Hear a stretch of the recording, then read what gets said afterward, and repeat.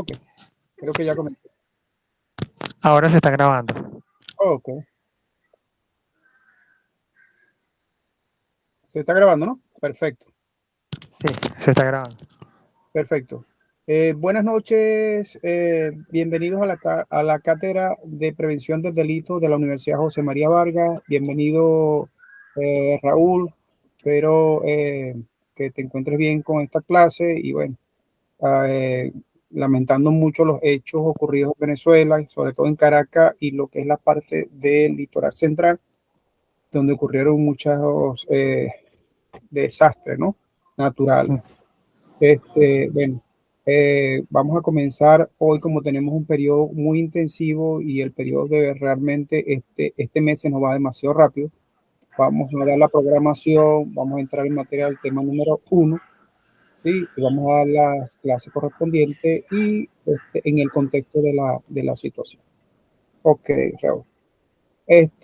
Bueno, ya me conocen, mi nombre es Over José Martínez Pérez, soy abogado especialista en Derecho Penal Internacional, e incluso egresado de la Universidad José María Vargas, con posgrado en la Universidad Latinoamericana del Caribe y también maestría en lo que es la Universidad Simón Rodríguez, aún en proceso, ¿no?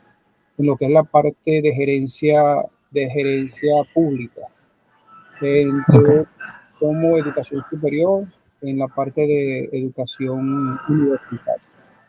Bueno, vamos a dar inicio a las clases del tema correspondiente al número 1. Aquí vamos a hacer unas breves definiciones en cuanto a lo que se refiere a la prevención del delito y atacar un poquito o comentar un poco en relación al tema de la familia, que es el tema con el que nos corresponde el día de hoy. Así que bienvenido a la clase del día de hoy, Raúl. Gracias. Eh, ya hemos visto clase y ya sabemos cómo es la temática en relación a esta, Co- a esta cátedra, ¿no? Ya Correcto. por cierto, ya te coloqué casi todas las actividades en el portal. Sí. Puedes ya ir adelantando algo en relación a eso. Cualquier duda, cualquier inconveniente, estoy presto a asesorarte, a ayudarte, a auxiliarte en cualquier situación allí, porque estamos en un tiempo activo, ¿no? Tenemos un mes para culminar todas estas actividades. Y bueno, bienvenido de verdad a la clase del día de hoy. Ok, Muchas gracias. voy a compartir, Raúl, lo que es la parte de la programación para que veas y más o menos tengas conocimiento de lo que va a ser la programación, ¿no? Aquí yo hice como especie de un cronograma en relación a lo que es la eh, cronometría de las clases. Y ahorita te las voy a explicar, voy a compartir pantalla en este momento contigo para que veamos lo que tenemos pendiente de realizar. Ya, un segundito por aquí. Programa de plan de evaluación. Bueno, aquí tenemos un plan de evaluación. Dígame de apoyo. Ajá. Perfecto.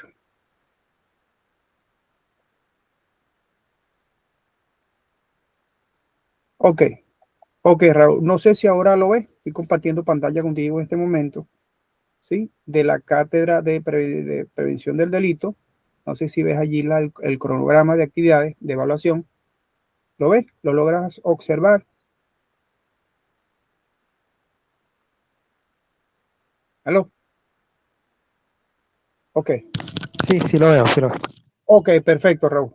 Bueno, en grosso modo, lo que te quiero especificar acá es en relación a la programación que tenemos un mes específicamente para culminar estas actividades, ¿no? Tenemos 2 clases a la semana, el miércoles y jueves, en el cual nosotros damos nuestras clases de 6 de la tarde hasta las 10 de la noche, generalmente, ¿no? Esta es la fase del periodo B de este periodo del mes de julio, es muy intensivo, o como dicen por ahí un verano, pero muy intensivo, Sí. a esta fase B de la Dirección de Posgrado e Investigación de la Universidad José María Vargas. Aquí tenemos una tarea que es equivalente a 40 puntos, ya sabes la temática de las evaluaciones, que es decir, 4% de la puntuación, y está ya colocada agregada en lo que es el sistema, ¿no? En lo que es la parte del sistema Orbus, que va desde el 6 al 7, desde el 6, perdón, desde el 6 de julio al 10 de julio.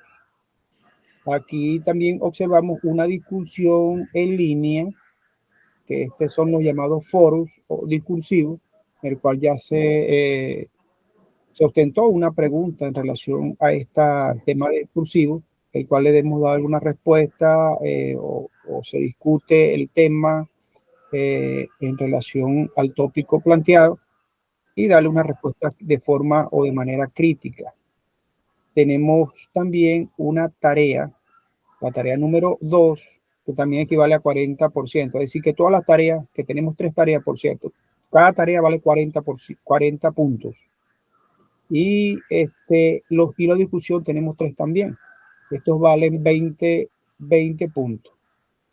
Aquí tenemos, lo puedes observar aquí donde estoy señalando el ítem acá, el examen parcial también que tenemos.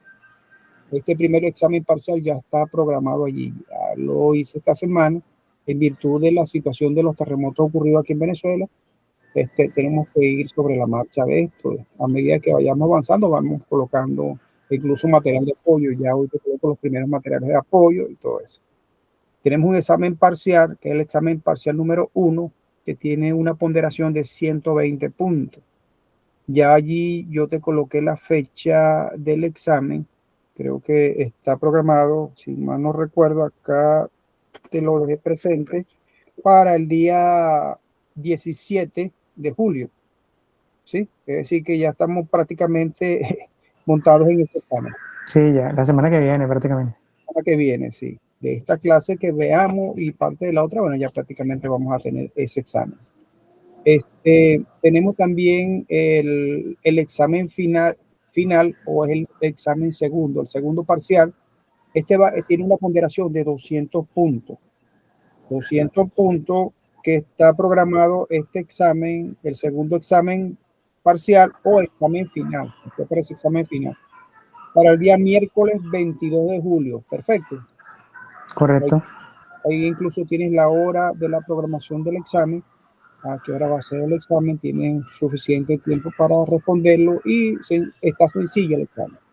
Y en relación a los temas que vamos a planificar acá o lo que vamos a dar, y en relación a lo que vamos a ver en las tareas, lo que vamos a ver en los hilos discursivos, de todo eso va el examen. Recuerden que nosotros tenemos ya otro nivel, un nivel bastante avanzado, que es un 4º nivel, el cual nosotros debemos dar una respuesta crítica y contundente en relación a todas esas preguntas que se nos haga en un examen. Hay una entrega de un proyecto escrito, el cual tiene una ponderación de 250 puntos. Este proyecto va a ser entregado desde el día 23 al 29 de julio, así está programado. Al mismo tiempo está la presentación o defensa de ese mismo proyecto que vas a presentar. Es decir, que allí está una serie de instrucciones en el portal del cual debes leerlo y afianzarte a él en relación también a las normas APA, utilizando lo que es la parte de las normas APA a la presentación del proyecto escrito. Allí tienen los lineamientos, los cuales debe seguir al pie de la letra en lo posible para que todo salga perfecto. Este trabajo tiene que contener una portada, un índice, lo que es la parte de una introducción, el cuerpo del trabajo como de desarrollo del trabajo y lo que es la bibliografía, es decir, las referencias bibliográficas de las cuales se pretende hacer cita o realizar cita de autores que hablen relacionado al tema, a los temas planteados en ese proyecto.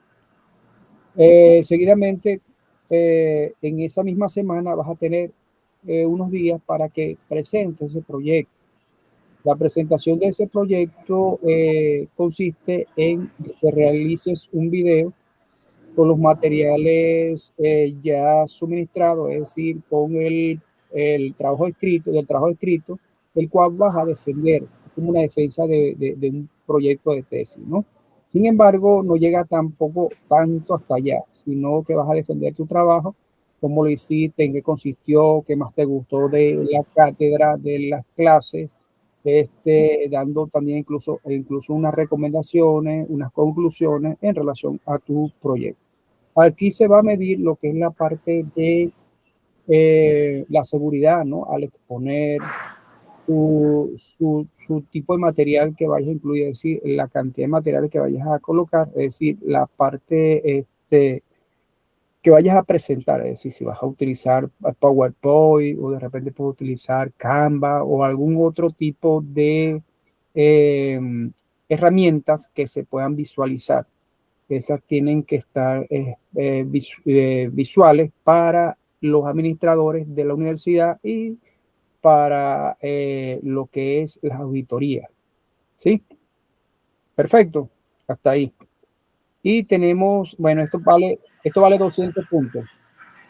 Y aquí tienes 200, 450 puntos de esta parte de entrega de proyecto escrito y la presentación. Luego tenemos una participación de la 50% para cumplir los 500 puntos. Y en total, esto todo de la parte primera, de las lo discursivo y lo que es los exámenes, tiene una ponderación también de 500. Todo esto suma un total de 1000 puntos, es decir, equivalente a 100%. Perfecto, Raúl. Perfecto. Ok, de todas maneras ahí está programado todo. Todo tiene que hacerse a través del portal para poder evaluar. Una vez que coloques tus tareas, tu examen, todo eso va a ser evaluado a través del sistema. Es decir, me tomaré unos minutos para realizar su evaluación y colocarle la nota correspondiente, ¿no? Bueno, una vez culminado esta parte de la programación, vamos a entrar ahora en materia. Perfecto. Perfecto. Ya, un segundito por aquí. Un segundito, Raúl.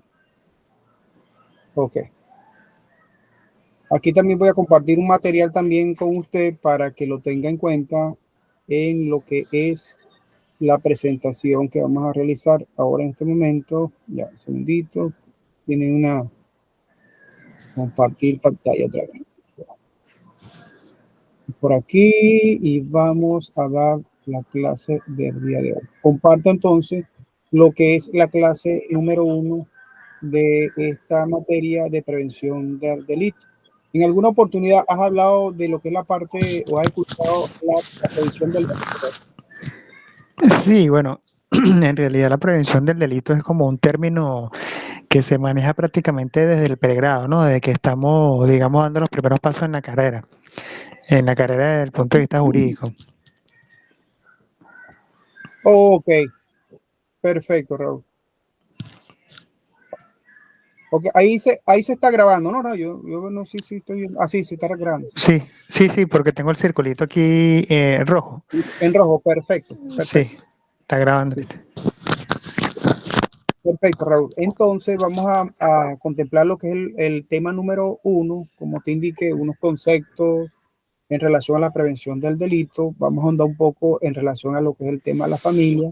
Recuerda que la familia está muy vinculada a lo que es la parte primordial de la prevención del delito, ¿sí? Porque recuerda que Correcto, de esa parte familiar es que donde se producen todo lo que es la parte de los valores. Y correcto. de por sí, eso es lo que nos va a afianzar a nosotros una ética, un conocimiento para más adelante tener como una moral, una base para nosotros guiarnos por el buen proceder, como dicen por allí, ¿no? Y sobre todo nosotros como abogados que tenemos una ética que cumplir en todo momento. Entonces, bueno, voy a compartir con usted esta pantalla en este momento. Un segundo. No sé si la ves en ese momento, Raúl. No. Sí, Allí. sí se está viendo. Uh-huh. Estamos en la parte de bienvenida ahorita. Ok, aquí tenemos la parte de la bienvenida. Bueno, ya te dimos la bienvenida. Bienvenido al curso. Pasa que esto es Gracias. tan rápido todo, ¿sabes? Claro, Entonces, no, no. Es todo, fugaz. todo, todo va a ser así como muy violento. Un segundito, te voy a compartir la pantalla completa. Un segundito. Ya.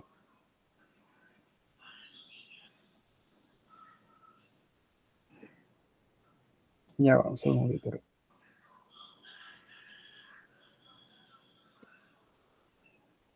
Ok. Bueno, ahí podemos ver lo que es la parte de la presentación de la prevención del delito, de esta especialización en ciencias del delito de la Universidad José María Vargas, e incluso te coloqué allí lo que es el enlace, ¿no? Ya, un segundito que tú no quieres correr. Ok. Ya, dame un segundito que esto se atrabó aquí un poquito. Eso es Tranquilo. que está un poquito lento, ¿no? Tranquilo.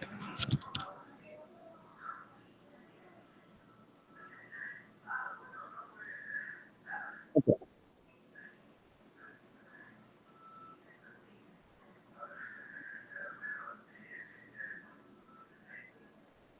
Ok, ahí creo que la observa mejor, ¿eh? Sí, ya. Ok, todo este material te lo voy a hacer llegar. Fíjate que aquí tenemos lo que es la conexión del día de hoy, aquí, ¿ves? ¿Lo ves? Bueno, ahorita, en este momento no se ve. Ok, bueno, ahí tienes el enlace de la conexión de la clase del día de hoy. Ok, vamos a Perfecto. ver. Ok, vamos a describir un poco lo que es la asignatura en sí, lo que nos trae la programación en esta cátedra de prevención del delito. Esta asignatura de prevención del delito ofrece sobre todo lo que son situaciones de aprendizaje, lo que implica que cada uno de ustedes de alguna forma analicen e interpreten lo que es la ejecución de medidas tanto preventivas como penales que de alguna forma permitan al Estado venezolano y a la sociedad en general llevar los índices de criminalidad a los límites o tolerables que se refieren al abordaje a nivel preventivo de aspectos sociales como lo que es la salud, lo que es el trabajo, la educación, la vivienda, la cultura, la recreación, la toxicomanía, la prostitución, la violencia, entre otros aspectos. Fíjate que abarca de alguna forma, Raúl, todos estos aspectos de la vida social, ¿no? De todo lo que nosotros de alguna forma tenemos como filosofía de vida, sobre todo lo que es la parte de la educación, lo que es la parte del trabajo, y fíjate la parte de droga, ¿no? Cuando hablamos de toxicomanía, toda esa parte de diferentes puntos de vista de lo que es drogadicción y que yo no sé si más adelante vas a tener que ver Sí, me parece que tenga el pensum toxicología forense, si mal no recuerdo. sí, sí, esa creo que la voy a dar también para la próxima, Para la próxima cátedra. sí, para la próxima fase creo que ellos la aperturaron allí para, Sí, creo que agosto, creo que está en agosto, si mal no recuerdo. el mes que viene. Ya tenemos un mes. Y va a ser Bueno, también, va a ser bien. sí, sí, sí. Por lo general esos meses que son vacacionales, muchas escolares y eso pasan también muy rápido. Sí, es realmente. Bueno, tenemos de verdad que el tiempo prácticamente en contra de nosotros y bueno, tenemos que echarle viento a la vela para que pueda llegar a puerto seguro el barco. Ujú. Ah, sí. Nombre de Dios. Entonces, fíjate cómo vemos esa descripción de esa asignatura, que sobre todo, como su nombre lo indica, es prevenir, ¿no? Y que de alguna forma va a ofrecerle a los estudiantes situaciones de aprendizaje que de alguna forma tienen que analizar, interpretar lo que es la ejecución de medidas tanto preventivas como penales, que de alguna forma están relacionadas con lo que es las políticas del Estado y la sociedad en forma general. Recuerda Ujú. que esta parte de prevención tiene mucho que ver con el Estado venezolano y con la sociedad en forma general.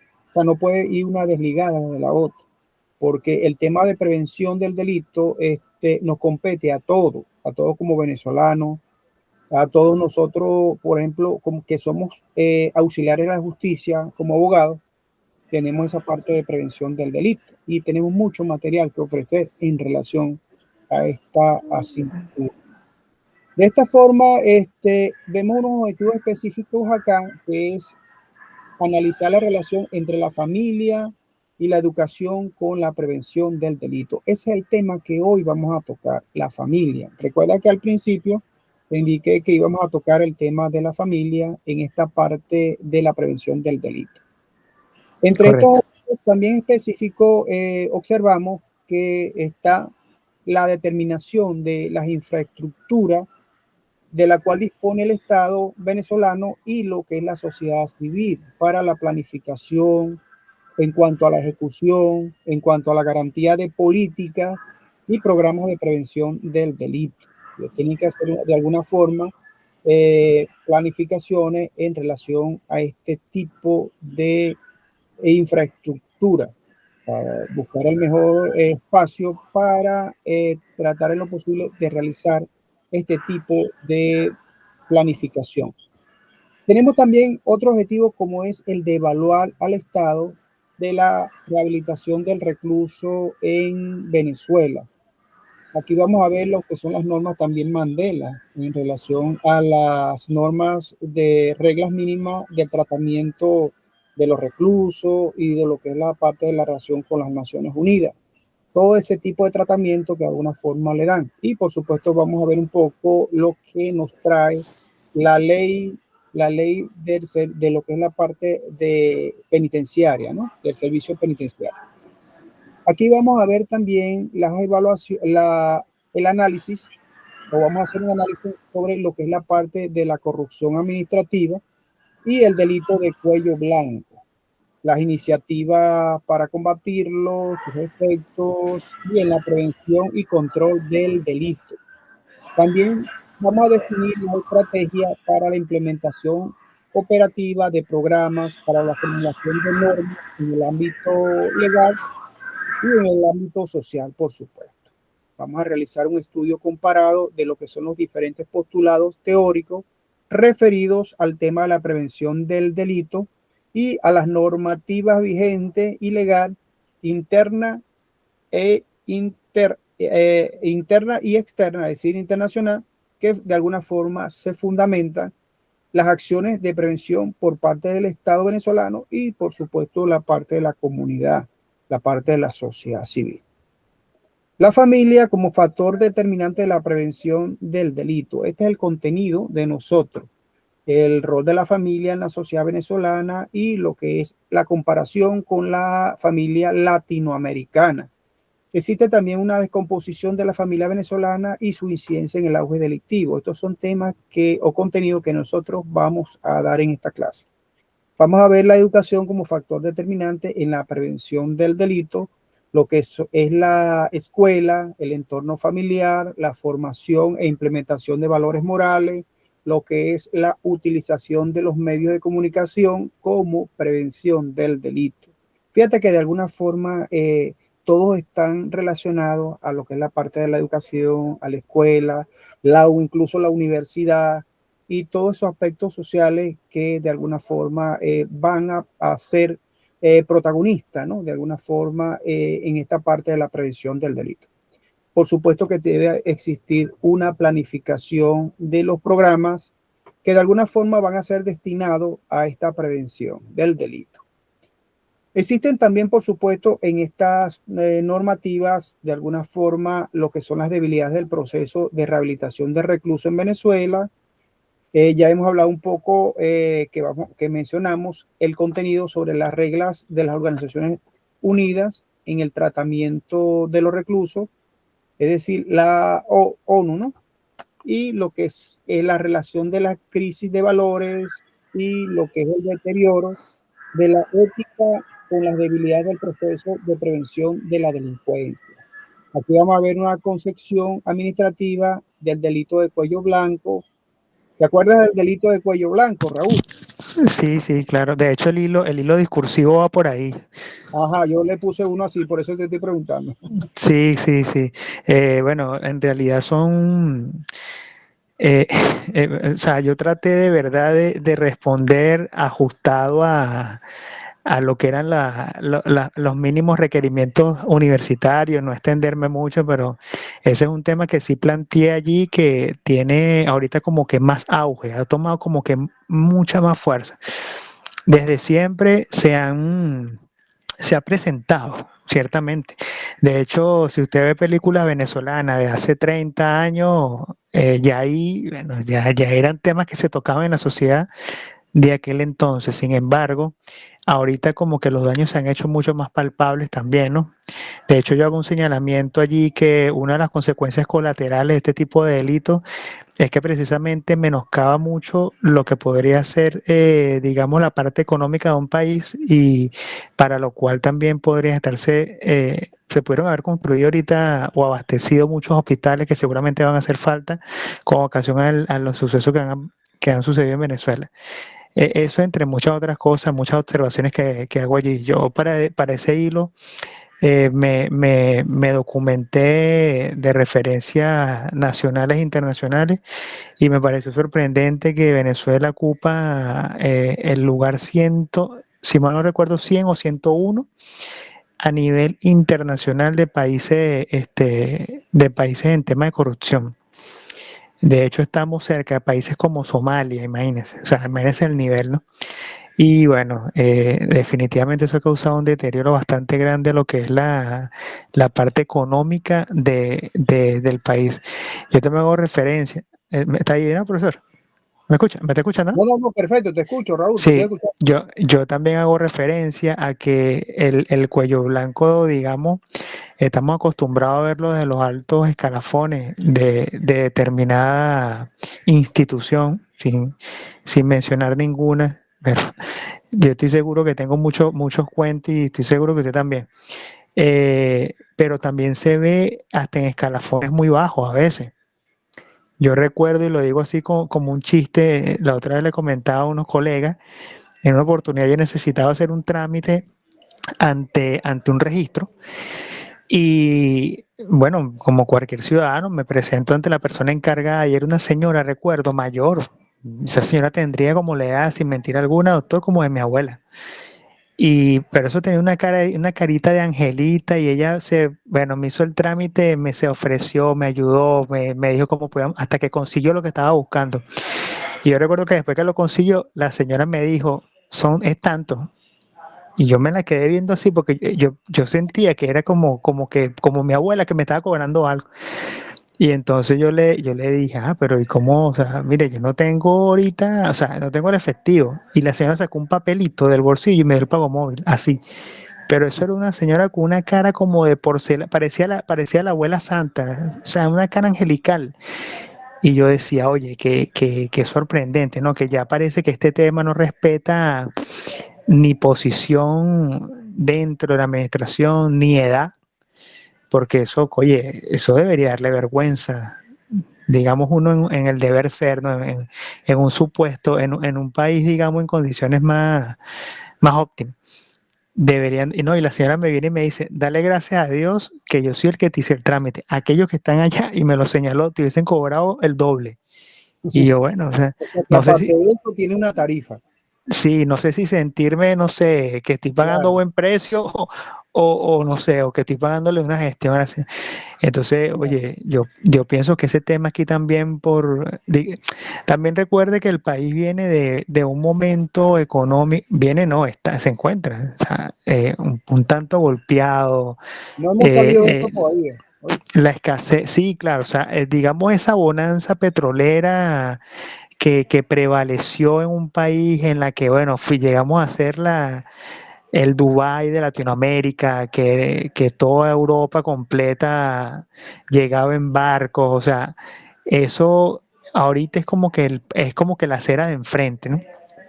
O sea, es un escenario completamente distinto. Ya, bueno, se ha visto más bien que lo que ha sido el éxodo, las condiciones económicas para muchas personas, para muchas familias que han decidido hacer vida en otro lado. Bueno, o sea, esto como que también ha incentivado el hecho de que una persona, para erogar un trámite o algo, tenga que valerse de otros medios. Incluso lugares como por ejemplo el centro en los pasaportes, cedulación, esos han sido también centros donde, oye, el tema ha sido bastante fuerte, por mencionar algunos de los sitios. Sí, realmente, y fíjate, tanto así que el tema, ese tema que vamos a ver más adelante, es uno de los temas que están planificados, creo que ya finalizando. Este, es un tema tan interesante, Raúl. Fíjate que te noto bastante apasionado por ese tema, porque es lo que está ahorita en el tapete, ¿no? Y siempre ha estado. Sí, lo que pasa es que, doctor, sí, Ajá, me agarró, lo que pasa es que también me agarra en un momento en el que, bueno, no es la mucha palabra, ¿no? indignación. Sí, sí. Uno Sí, también, sí, todo, porque indigna, una de las cosas también que ha sucedido es que nosotros ciertamente somos operadores de justicia, como bien lo dijo al inicio de la intervención, claro. y también es como que un tanto, digamos, desagradable callar cosas a veces, ¿no? Tener que limitarse a decir lo que uno ve. O sea, yo pienso que eso a nivel institucional es lo que ha resquebrajado tanto las instituciones. El ciudadano común no tiene confianza en las instituciones, no las tiene. Yo he tenido la oportunidad de trabajar en varias instituciones prácticamente desde antes de graduarme y es como un común denominador. Quizás hayan personas que son más receptivas que otras, pero irónicamente también pasa algo que lo he visto en la administración pública y es que son el tipo de personas como que a las que más le hacen la guerra muchas veces. O sea, es como que si no encuadraran en el sitio.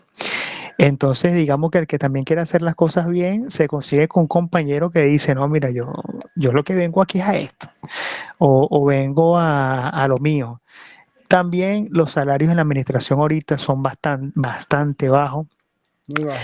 en un aspecto en el que, por ejemplo, yo a veces comento con profesionales, con colegas, y como que se quedaron en un nivel en el cual, bueno, si uno se está graduando y no tiene responsabilidades, te queda buenísimo, porque de paso estás adquiriendo experiencia.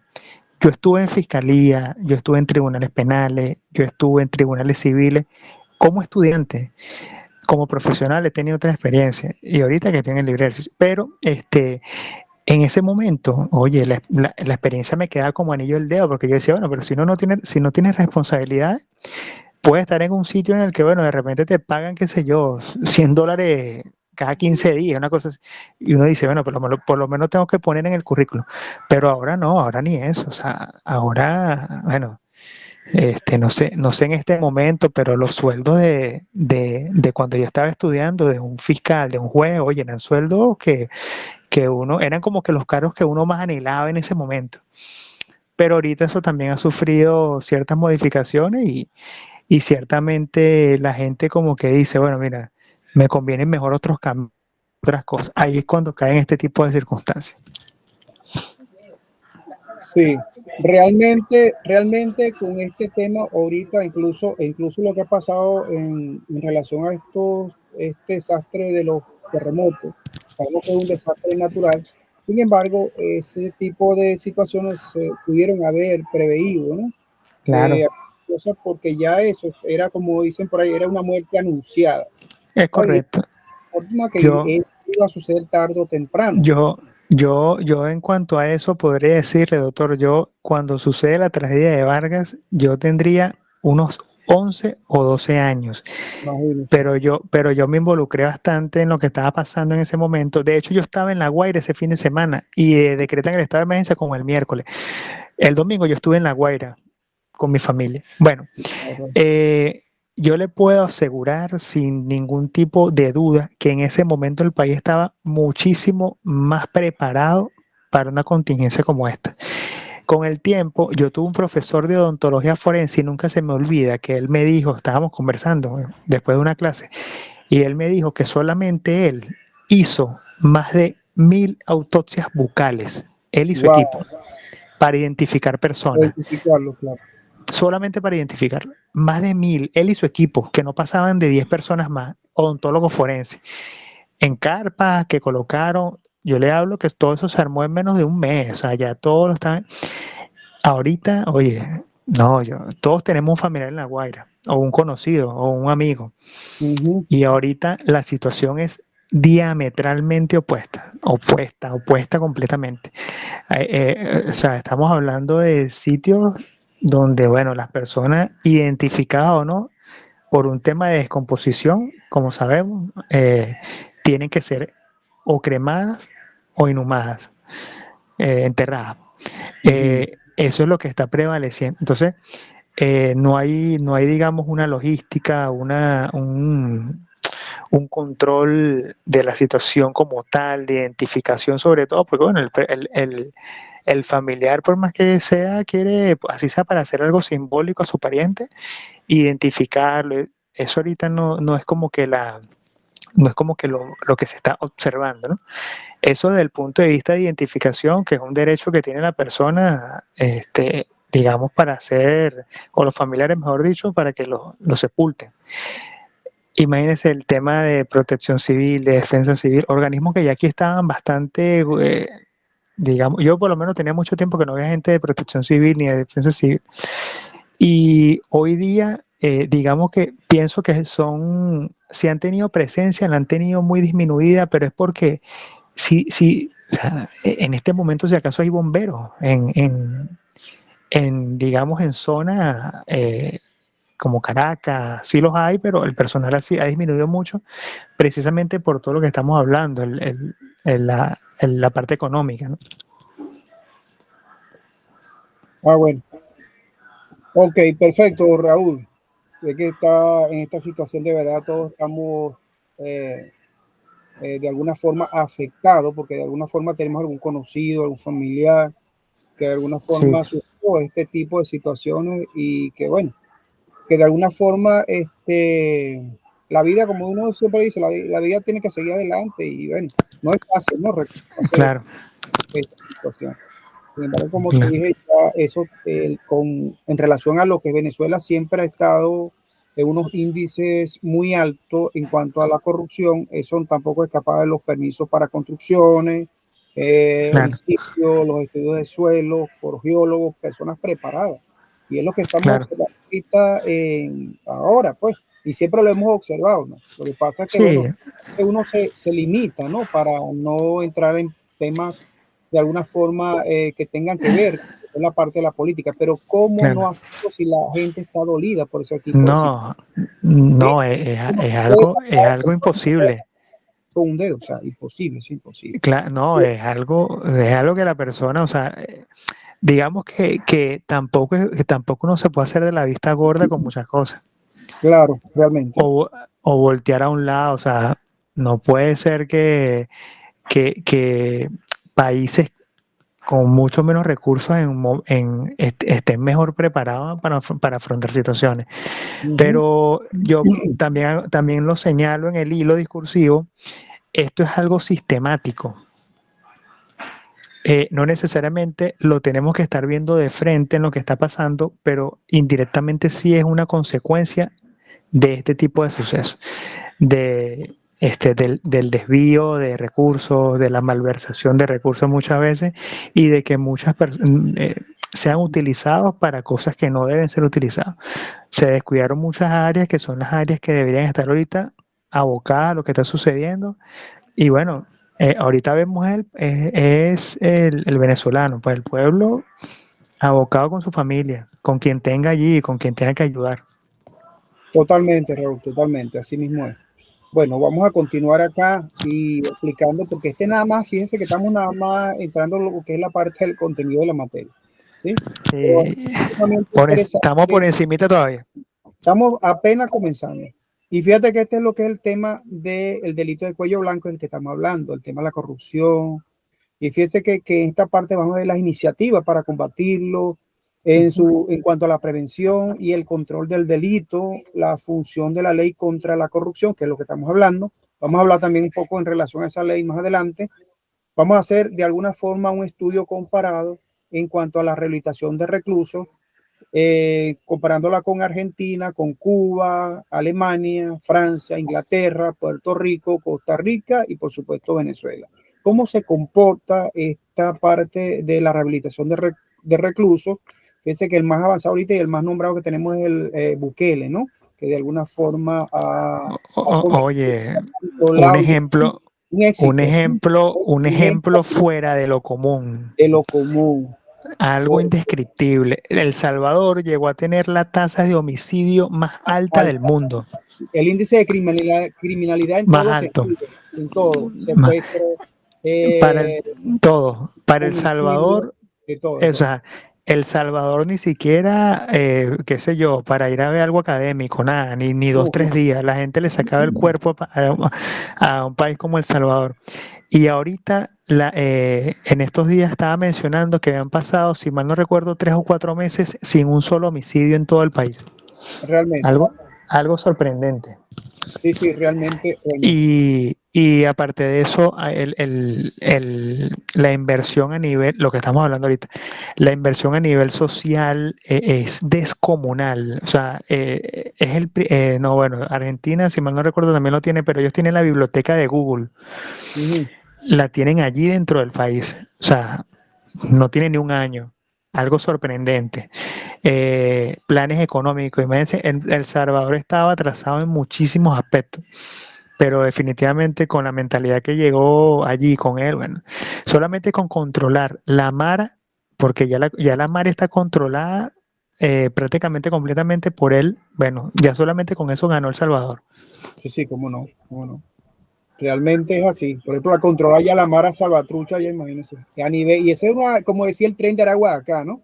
Que está a Sí, nivel no, y hasta más, porque la de Mara era porque si se quiere, esta se organizó, ok, en un tiempo, digamos, corto, uh-huh. organizó una infraestructura importante a nivel nacional e internacional. Bueno, sí, desde el punto de vista de organización criminal es importante, pero la Mara tiene décadas.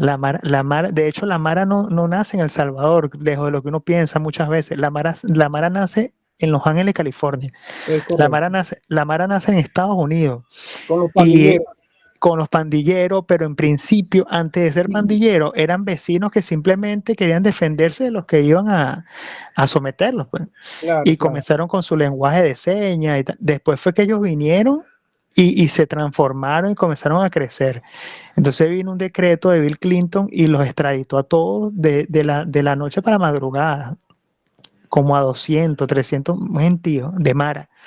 Y ellos llegan a El Salvador, y en El Salvador es que ellos se comienzan a expandir nuevamente. Pero era cómico porque ellos cuando llegan a El Salvador no hablaban español, sino que hablaban el inglés de Estados Unidos. Y bueno, y entonces ellos como que le comienzan a pasar esos conocimientos a las nuevas generaciones. Y es que la Mara ese tema está tan fuerte ahorita ya, que el negocio en El Salvador es quitarse los tatuajes ahorita. Sí, sí, realmente.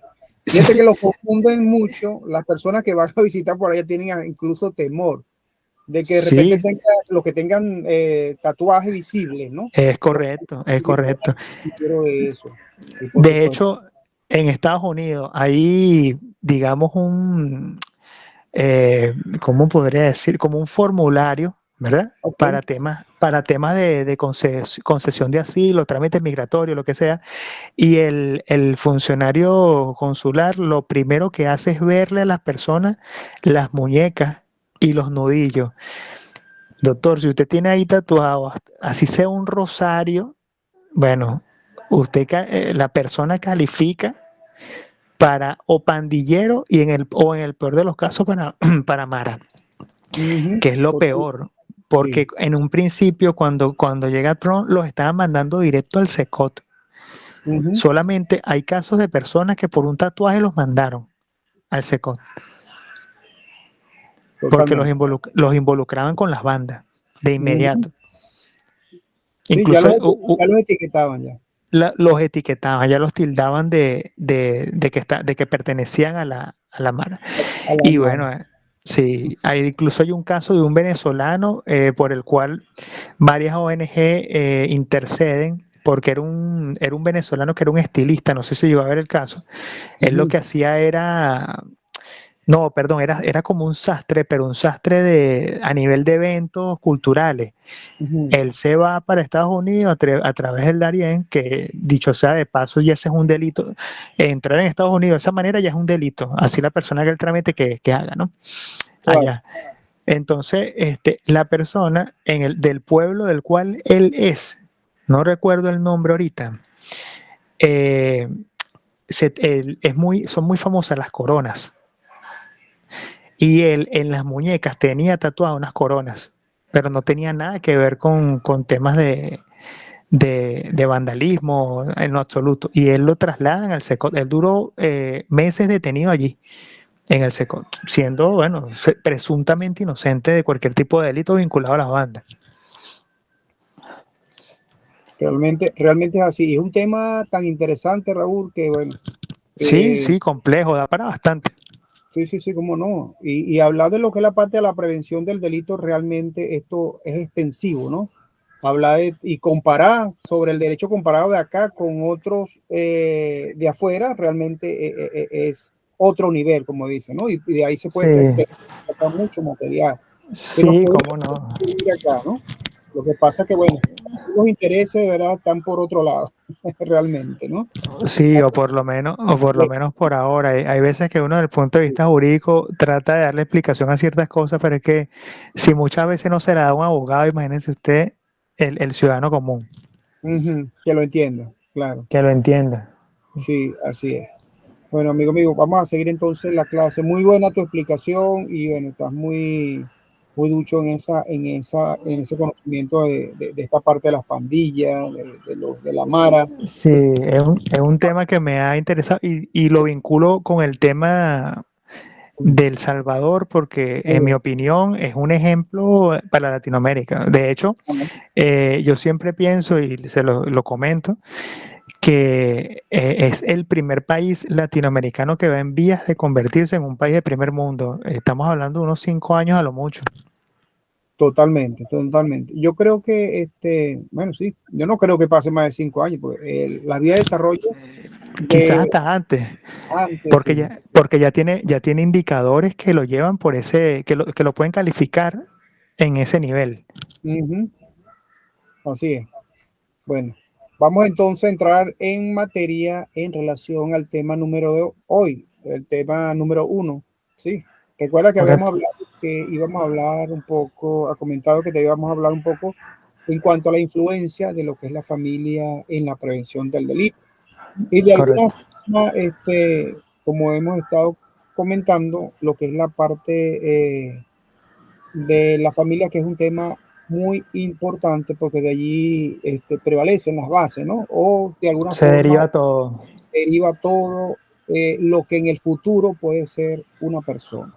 Entonces, vamos a entrar en materia acá. Yo había realizado unas láminas en la cual te doy una explicación en relación a lo que es la parte de la familia, el tema de la prevención, incluso algunos conceptos sin extendernos mucho, porque realmente vamos a hablar de prevención desde aquí hasta que terminemos la materia, porque Correcto. todo es prevención, ¿sí? Y entonces la familia es, como nosotros nos ha enseñado siempre, es un conjunto de personas que, desconociendo de un tronco común, se hayan unido por lazos o parentesco, bien sea por un grupo constituido por el propietario y su cónyuge, su descendiente o ascendientes o hijos adoptivos. En defecto de ello, los parientes colaterales hasta el tercer grado e inclusive de consanguinidad que provienen con el constituyente. A esto nos estamos refiriendo a la parte del núcleo familiar. Y desde la escuela nos ha enseñado, no sé si te recuerda, que decían que la familia es el núcleo fundamental de la sociedad. ¿Recuerdas eso? Eso nunca se nos Sí, olvida. claro, ¿no? E incluso el Código Civil hace también su mención a lo que es la Por familia. supuesto. La unión entre un hombre y una mujer y tal. Ajá, eso tiene mucho que ver con la parte de Te, la... te, tema que también se ha tergiversado un poco ahorita, bueno, Ajá, también hay que manejarlo con pinza actualmente. sí, realmente el tema de la familia es algo, porque hay ahora unas creencias diversas, ¿no? Vamos a llamarla de esa forma, en la cual se ha desvirtuado el tema de la familia en algunas Sí. cosas. ¿No? De hecho, sí, incluso hay, digamos, proyectos engavetados ahorita en lo que serían las máximas instancias del país para el reconocimiento de identidades Y bueno, y con ello también la parte de la familia, que se reconozca la constitución de una familia siempre, no siempre, mejor dicho, desde el punto de vista de hombre o mujer, tal como se Claro. establece en el código, sino algunas veces hombre, hombre, mujer, mujer. Sí, sí, eso es un proyecto que ellos tienen allí. Realmente, bueno, hay una serie de aberraciones jurídicas que no deberían de salir a la luz pública, ¿no? Y que no Sí, deberían ser probadas. bas- Eso claro, no, lo que pasa es que detrás de esos proyectos también hay personas, por ejemplo, del punto de vista jurídico, que tienen voces fuertes, pues llámese el están caso, el doctor Tomás Adrián, por ejemplo, Tamara interesados. Adrián. Tamara Adrián. Sí, entonces, bueno, ellos, juristas de envergadura, Ujú. en- entonces han tenido peso también en ese tipo de requerimientos. Claro, claro. Porque realmente, fíjese cómo está la situación en la sociedad actualmente, ¿no? Hemos tenido, por ejemplo, los que realizan generalmente lo que llaman las gallapas judiciales. Ya tú conoces esa parte, ¿no? Quienes las Ajá, integran. Son personas que ni siquiera tienen el mínimo conocimiento de realizar algún tipo de procedimientos penales y sin embargo ujú, son de alguna forma evaluando ese tipo de situaciones para de alguna forma dar la libertad a quien realmente la merita, ¿no? Y fíjense en cuanto a esas situaciones, que esos son grupos que realmente no están muy preparados, ¿no? Según la ok. estadística. Y Es, de ese es darle esa Cayapa, parte de Cayapa, ¿no era que se llamaba eso? ¿cómo? Cayapa judicial, algo así era que se Una llamaba eso. gallapa judicial totalmente, así Ok. se llama. Sí, sí. Y entonces ni siquiera toma en cuenta los grupos de abogados o de las sociedades del colegio de abogados, nada. Ujú. Simplemente son personas No, que no es, tienen, y no están preparadas para realizar ese tipo de situaciones. el juez de ejecución, eso tampoco. Ah, bueno, ya te podrás imaginar cómo están las cosas por allí. Ujú. Sí, Bueno, sí, vamos es lo que hablamos, pues sí, es sistemático, es algo más de lo que estamos hablando,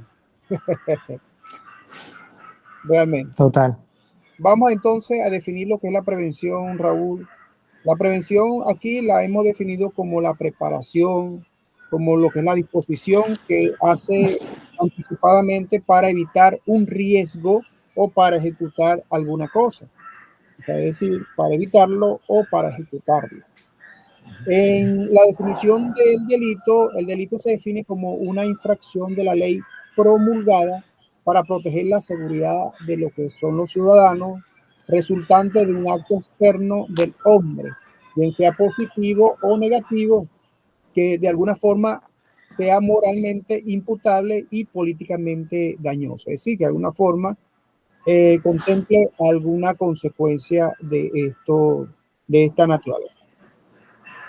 Es una acción típica, antijurídica, culpable, eso es lo que nosotros siempre conocemos, ¿no? Lo que es la parte del delito, y que de alguna forma está subsumida bajo una sanción penal adecuada y que satisfaga las condiciones de punibilidad siempre que no se dé una causa legal o algún tipo de justificación.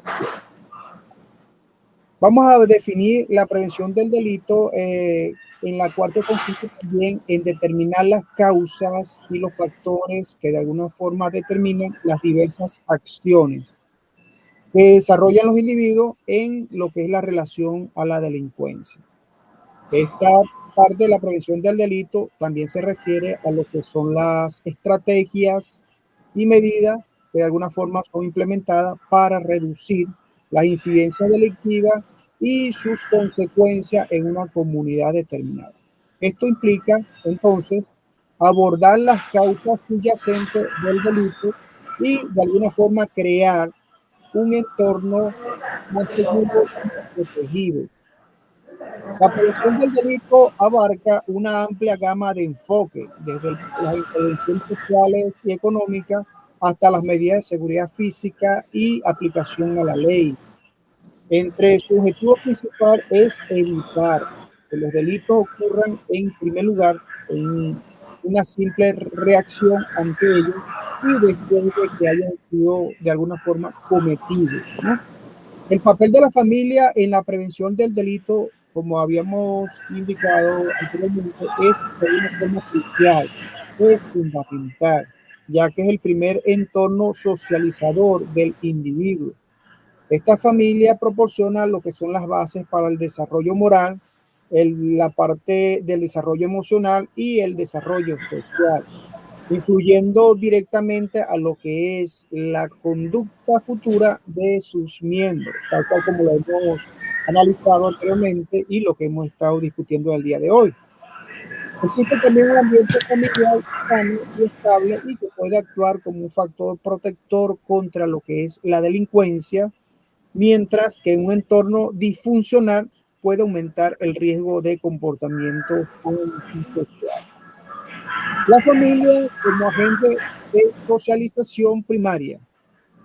Vemos que la familia es el principal agente de socialización, como lo hemos indicado, durante la infancia y durante la adolescencia. Recuerda que la adolescencia es la parte más reverde, ¿no?, que tiene el ser humano, ¿no? Sí, en la que el ser humano adolece precisamente de Adolescencia. muchas cosas. Totalmente como lo indica su nombre, adolescencia, adolece de algunas carencias, de algunos afectos, Sí. ¿sí? Y si se cría, fíjate, si se cría o sea, de alguna forma su entorno familiar va a ser de forma violenta, donde tenga, por ejemplo, padres separados o padres que estén peleando constantemente, se insulten, unos que son de alguna forma, quieran bebidas alcohólicas, drogadictos, Claro, o es que un caldo de cultivo. es un caldo En familias disfuncionales, disfuncional, tal cual como lo hemos indicado. sí, el niño, bueno, y también dependiendo de las edades, se vuelve, digamos, una esponja de esas actitudes. Tal cual. Hay edades que son determinantes, ya se sabe en la formación cognitiva del niño, y van formando, digamos, su visión del mundo a través de lo que van viendo. Y si van viendo eso, o es lo que prevalece en sus hogares, seguramente es lo que van a reflejar ya después de una edad adulta. Crean su identidad en ese momento. Es correcto, es correcto. Los niños son lo que ellos absorben, lo que ellos van aprendiendo, y a medida que vayan absorbiendo todo ese tipo de situación, bien sean malas o sean buenas, es lo que ellos van a reflejar en un futuro, ¿no? Eso es lo que nos lo va a definir en un futuro. O sea, su carácter, su ética, su comportamiento. Eso es lo que lo va a definir como persona en una sociedad. Entonces vemos también, Raúl, que existe un ambiente familiar que de alguna forma fomenta el respeto, lo que es la empatía y la responsabilidad, y que puede ayudar a prevenir conductas delictivas. Además, la supervisión parental, el establecimiento de los límites claros y la comunicación abierta son de alguna forma factores clave para el desarrollo de un comportamiento prosocial. Existen unos riesgos también en la familia, ¿no? Unos factores que de alguna forma influyen en la familia. Existen factores de riesgo que de alguna forma están presentes en lo que es la dinámica familiar, que pueden aumentar de alguna forma la probabilidad de que un individuo se involucre en actividades delictivas, que es lo que estamos hablando. Si de repente el niño absorbe de alguna forma y toda su vida lo va a absorber las cosas malas que percibe en su hogar, en su entorno, él de alguna forma lo va a reflejar en un futuro, todo ese tipo de conducta, de situaciones, bien sea auditiva, bien sea visuales, y de alguna forma va a repercutir en su conducta. Por eso es importante, en lo posible, de que tengan ellos la mejor preparación de un ambiente que no sea hostil, un ambiente que sea realmente un ambiente adecuado, donde se manejen de alguna forma los padres en cuanto a la parte de afectiva, en cuanto a la parte de aclaración de dudas, porque de repente si tienen alguna duda la van a buscar en otro lado. Y Claro. el tipo de duda que buscan generalmente en otro sitio no es la que realmente es la de confianza, ¿no? La más adecuada. Sí, es, digamos, muchas veces la que se da conveniencia a la persona que le está dando. Entonces, si hay Correcto. alguien que lo puede involucrar en algún vicio o bebida u otra actividad, incluso ilícita, es el momento, porque es un momento en el que la persona tiene mucha vulnerabilidad. Totalmente, así mismo es. Fíjate que estos factores de alguna forma incluyen en lo que es la parte de la negligencia, en cuanto al abuso físico y emocional. Fíjate que aquí en Venezuela, como vemos que de alguna forma los abuelos abusan de sus familiares, de sus nietos, ¿sí? Y que de alguna forma los amenazan, o sea, abuelos, conocidos, porque quien hace esos tipos de actos generalmente no son desconocidos, son personas conocidas. Sí, O que sea, se encuentran en el propio entorno. en el mismo entorno, totalmente así mismo es.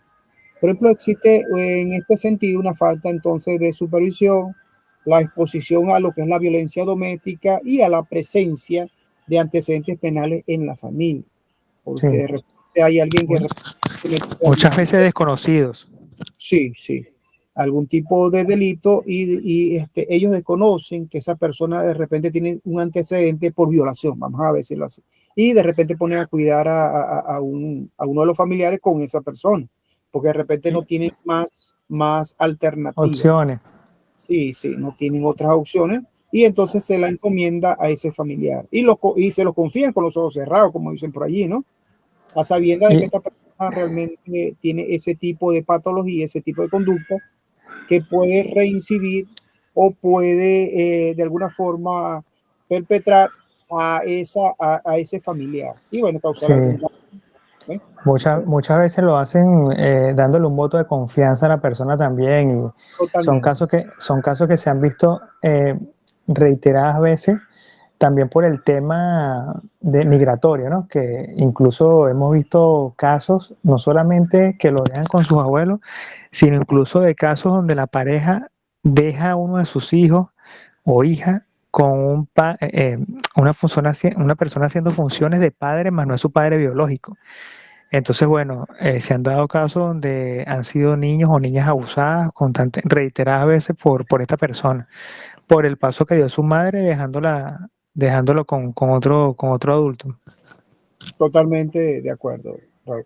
Fíjense que existe también una combinación de estos factores que puede crear un ambiente disfuncional, que era lo que estamos hablando anteriormente, y que dificulta de alguna forma este desarrollo de lo que son las habilidades sociales y emocionales adecuadas de esa persona, aumentando así el riesgo de la delincuencia.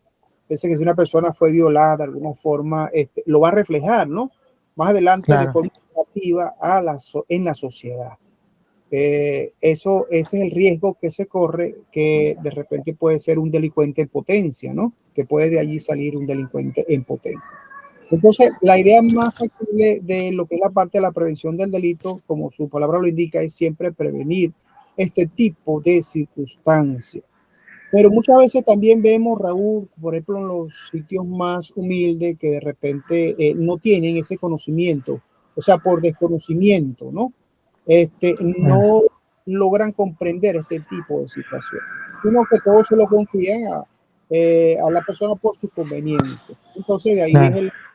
el desastre, ¿no? Más adelante, la consecuencia que de alguna forma pueda esta persona ocasionarle a este ser que le encomendaron. O sea, es decir, Sí, hablando sí, de una persona de menor o escasa edad y que de alguna forma las amenaza para que no hablen, porque te va a pasar esto, voy a matar a tu mamá, tal cosa, ¿no? es Y correcto. además juegan con la Sí, parte hace- cognitiva. lo abordan desde el punto de vista, digamos, emocional, lo que quiebran al niño o niña emocionalmente y prácticamente lo congelan. Pues no puede decir nada porque ya tiene una amenaza previa. Totalmente, así mismo es. Y de alguna forma, bueno, el niño por temor, por supuesto, como usted dice, se congela y no va a decir nada. Hasta que llega un momento que de alguna forma explota al niño y tiene que decirlo. ¿Ve? Es ahí que Sí, explota o las lo cosas. dice, o lo dice, O lo dice, o en vez de explotar, implosiona. Y implosión. sí, tiene un daño emocional tan fuerte que, bueno, desafortunadamente tuve un caso cercano donde la niña terminó suicidándose. Wow, sí. Sí, Lamentable, ¿eh? Incluso, bueno, y un caso como el que estamos conversando, se presume que era el abuelo y le hizo referencias a varias personas de la familia y no le creyeron. Entonces, uno tiene que ser muy abierto con esos temas y sobre todo, bueno, tener mucho ojo también como padre porque también ver las actitudes de los niños delante de algunos adultos porque ahí también hay señales y hay mensajes, lo que nosotros conocemos como el lenguaje corporal. Ok, es correcto, Raúl. Bueno, Sí, Raúl, entonces, bueno, ajá. esto, lo que es la parte de la estrategia de intervención de la familia. ¿Cuáles son las estrategias? Indican algunos autores que para prevenir el delito del ámbito familiar es fundamental implementar estrategias de lo que es la intervención que fortalezcan los lazos familiares y promuevan el ambiente sano y estable. Estas estrategias pueden incluir programas de apoyo a padres, algunas terapias familiares, talleres de habilidades parentales y servicios de mediación familiar. Al abordar los factores de riesgo y fortalecer los factores protectores en cuanto a la familia, se puede entonces de alguna forma reducir significativamente la probabilidad de que los jóvenes se involucren en actividades delictivas. Entonces que algunas están buscando, ¿no?, la forma o estrategia de esta intervención familiar de forma directa para prevenir este tipo de consecuencias y situaciones.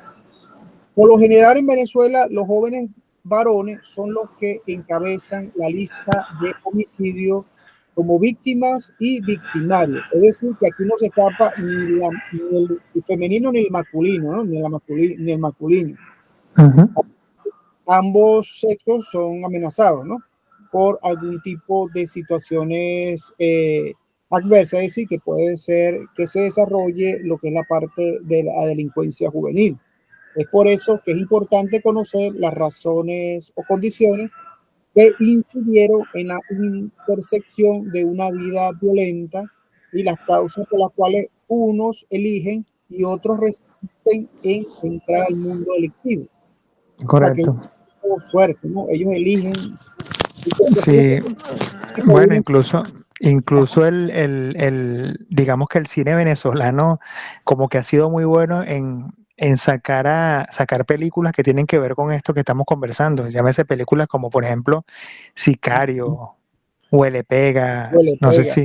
si esas películas prácticamente muestran la realidad de aquel entonces en Venezuela, pero no se apartan de lo que estamos conversando ahorita, porque si uno le hace una radiografía a la persona, ve que muchas veces el entorno en el que él crece es el que define lo que la persona comienza a ser de adulto, o ni siquiera de adulto, ya de adolescente. La madre, digamos, prostituta, el papá drogadito, un tío mañoso, así, todos con algo. Entonces, si ese persona no encuentra a alguien que lo aísle de ese entorno, lo más seguro es que sigue ese patrón. Sí, es lo más seguro. Y bueno, termina siendo un delincuente de alguna forma, causándole un daño a la sociedad y bueno, a todas las personas de su entorno, ¿no?, a sus familiares directos. De esta Claro. forma, entonces vemos, Raúl, que se deben tener en cuenta que existe lo que es la distorsión de la ley, de la convivencia de los valores familiares, en la que la violencia delincuencial representa un tipo cultural de socialización, sobre el cual se debe reflexionar en un contexto social de la pobreza y la exclusión. Tal como lo indicaste, el tema de las películas venezolanas, el Huele Pega, el Sicario, que de alguna forma reflejan en aquel momento lo que era la realidad venezolana, ¿no? Sin embargo, Correcto. no, no lo descartamos totalmente porque todavía la pobreza aquí existe. Hay Claro. sectores muy pobres y sectores que están en una situación fuerte. Yo recuerdo en Sabana Grande, no sé si escuchaste que había un grupito de personas de esas misiones, de esas viviendas que estaban cerca de Sabana Grande, que había grupitos de jóvenes, estoy diciendo menores de edad, ¿no?, que Claro. estaban, que se la pasaban por el constantemente, era una pandilla. Incluso creo que lesionaron a un guardia nacional, un No, funcionario, lo mataron. lo mataron, exacto, lo Sí, lesionaron, sí. Ujú. Entre todos le Los, cayeron. los niños rata le decían a ellos. Niño rata. ¿Sí te acuerdas de ese Sí, caso? sí, claro, cómo no, ellos venían, bueno, pero se presume también que fue como, o sea, que había un tema también con los guardias y saben cómo esas son las cosas. Bueno, sí. Y entonces, bueno, entonces como que se obstinaron de la situación y ellos vinieron y Y pasó lo que decidieron hacer. pasó. Claro, claro. Claro, pero sí son, bueno, yo en realidad ya como que no se han visto tantos por ahí, ¿no? Pero antes por esa zona sí se veían bastante, que vivían en todas esas localidades adyacentes de allí de Sabana Grande, Chacaíto, todas esas partes. Sí, sí, realmente. Yo no he visto, bueno, que tampoco ahorita tengo rato que no paso por ahí por esos lados. Mm. Y ahora menos, porque ahora lo que es terror pasar por esos edificios, ¿viste? Sí, bueno, exactamente. La gente ni porque pase por el medio de la calle, porque si pasa por el medio de la calle, a cualquiera se lo puede llevar un carro más bien. Esas son edificaciones bastante viejas, Sí, sí, cómo no, cómo no. bastante. Esas edificaciones deben tener más de 70 años. Eso debe, incluso si en la California hay edificaciones que vivieron el terremoto del 67, imagínense. Mm. Sí, realmente así, sí. Eso es de cuando construyeron toda Caracas. Ujú. Fíjate que, Raúl, ayer estaba yo revisando los terremotos que habían ocurrido con mayores desastres, e incluso en la parte de Altamira ya había sufrido ya los embates de la naturaleza, pero desastroso también. Creo que fue en el del 67, ¿no fue la cosa? Sí, sí, el Ah, 67. La diferencia con respecto ahora es que ese terremoto no fue doble. aquel era Y simple, ese fue un terremoto, digamos, de unidad. O sea, ese cinético, pasó y listo. exacto. Pero Y se podía medir en la escala de Richter. Este no, sí, este fue pero un fenómeno este fue un fenómeno fuerte. fuerte, sí, vale, como no. Fue una cosa totalmente diferente. Gracias. Ya va. Ok. Sí, este fue fuerte y aparte de eso, fue prácticamente un hecho inédito en Venezuela. Ujú. Y bueno, la cantidad de muertos obviamente prácticamente se ha concentrado en lo que ha sido La Guaira y Caracas. Pero lo que le voy a comentar en este momento era que yo recuerdo que hace aproximadamente 5 o 6 años, no, un poco más, 7, yo trabajaba en un organismo que quedaba por la zona de Los Dos Caminos Ujú. y estaban dando bastante charlas de la parte de protección civil. Se dirigía a muchos organismos a dar una charla informativa porque ya se pensaba que un terremoto similar al 67 se iba a presentar en Caracas en cualquier momento. Ujú. Porque esta categoría de terremoto se presentan en aproximadamente 55, 60 años, entonces ya estábamos en el tiempo, ¿no? Si se quiere. Ujú. Entonces, bueno, la charla fue primordialmente para saber qué se tenía que hacer, de qué manera uno tenía que reaccionar. En mi opinión, teoría, porque uno no reacciona de esas maneras durante el movimiento sísmico, y lo vimos ahorita. Pero recuerdo que uno de las personas que nos dio la charla nos decía que hay, porque está todavía, una falla, ¿verdad? Que pasa desde Altamira hasta por los lados de Caurimare, por allá, atraviesa todo lo que es Los Palos Grandes, Miranda, todo eso, hasta allá arriba. La Carlota, todo eso. Y él nos decía que si en Venezuela llegaba a existir un movimiento sísmico, una de las zonas más perjudicadas iba a ser Altamira y Los Palos Grandes, pero es por una falla que está allí posicionada. Eso fue lo que más se me quedó grabado de la charla que nos dieron. Y en efecto, fíjense ahorita, eh, Los Palos Grandes fue una zona bastante afectada. Tengo un tío en Altamira que también lo desalojaron y Chacao también tiene edificios derrumbados.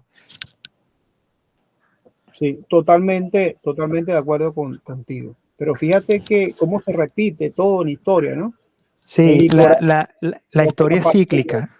sí es cíclica. La Y historia es cíclica.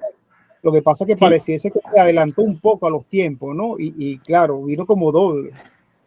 y aparte que se adelanta fue doble, y aparte que se adelanta y fue doble, también las condiciones de un país, que es lo que estamos Sí, hablando, totalmente. que, oye, eh, bueno, afectadas por muchas cosas, Ujú. pero de que se pudo haber, bueno, prevenido en muchos aspectos, sí, totalmente. De repente el movimiento como tal no, porque eso es un hecho natural, pero a nivel de infraestructura, de urbanismo, estoy seguro que sí, completamente seguro.